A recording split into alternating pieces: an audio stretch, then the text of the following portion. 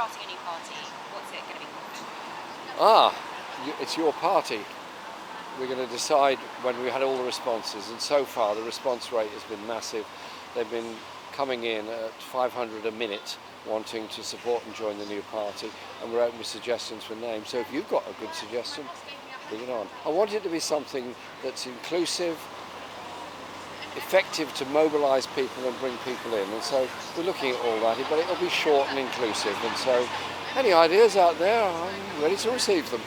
How does that work? Do you have a short list of names? We will obviously have to run it down to a short list, and there will be a founding assembly later this year, and that will finally conclude on the name. So the name is well in place before the end of the year. At the moment, though, we want to get the message out there. This is a party about peace, about justice, about equality, and challenging the issues of child poverty in our society while we're spending much more on armaments.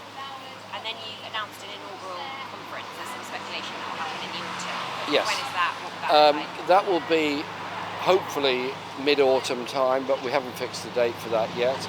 We want obviously to take soundings from those people that are signing up on the website, but also there are many independent groups around the country that in some cases have councillors, other cases they're local political activists, broadly in the same sort of political area.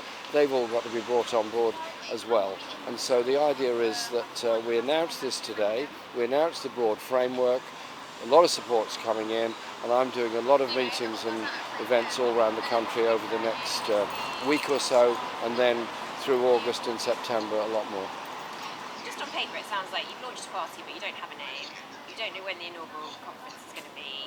There was some confusion over who would co-lead the party. When Zara Sultana announced that she would with you, and then 2 days later she wouldn't. It looks a bit messy, doesn't it? It's not messy at all. It's a totally coherent approach.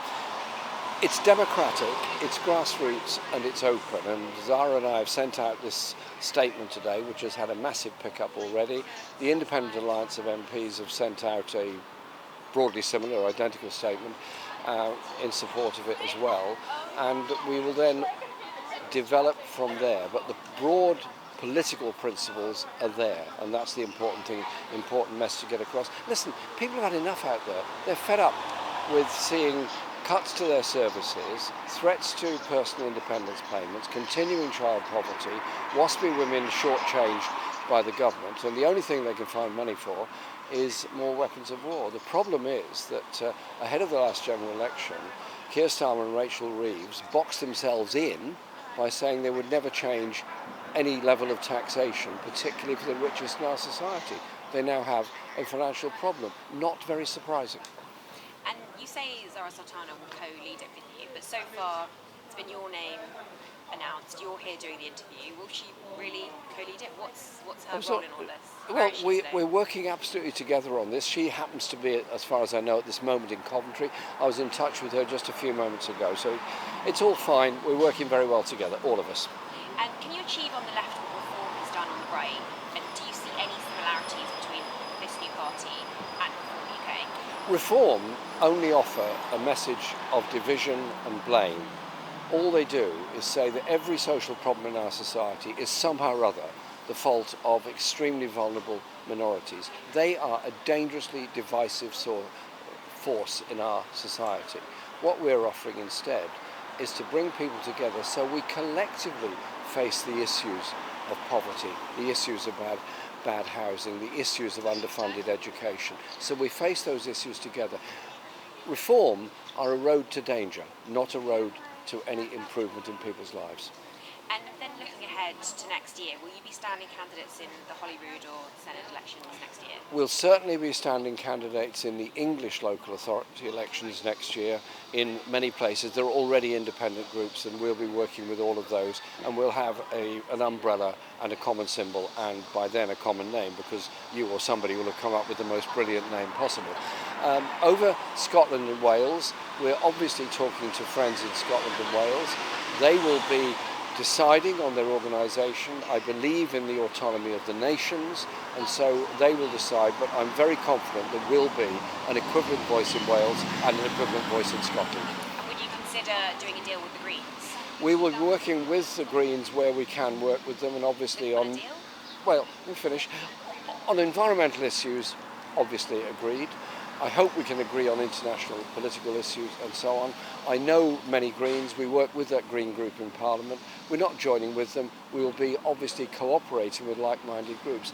The Independent Alliance in Parliament, only 5 of us until Zara joined us, which is now 6, over the past year, we've worked effectively and collectively with the Greens to make sure that we're voting the same way on most of the issues that come up in Parliament, and that's helped to build that alliance which prevented the huge cut in personal independence payments that the government tried to make. And then people might think this is a rerun of a Labour Party under Jeremy Corbyn. How can you convince people that that's not the case? Well, it's going to be a very different structure.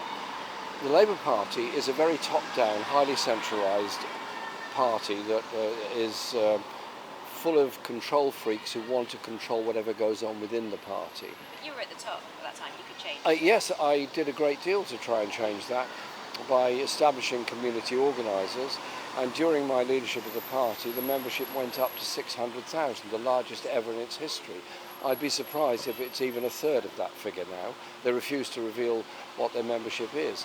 We're not going to be a party that's controlling everybody in every aspect of what they do. What we want is the excitement of communities, what they're doing to develop and improve their own lives, their own communities. This is going to be community-led, community-based, grassroots-led.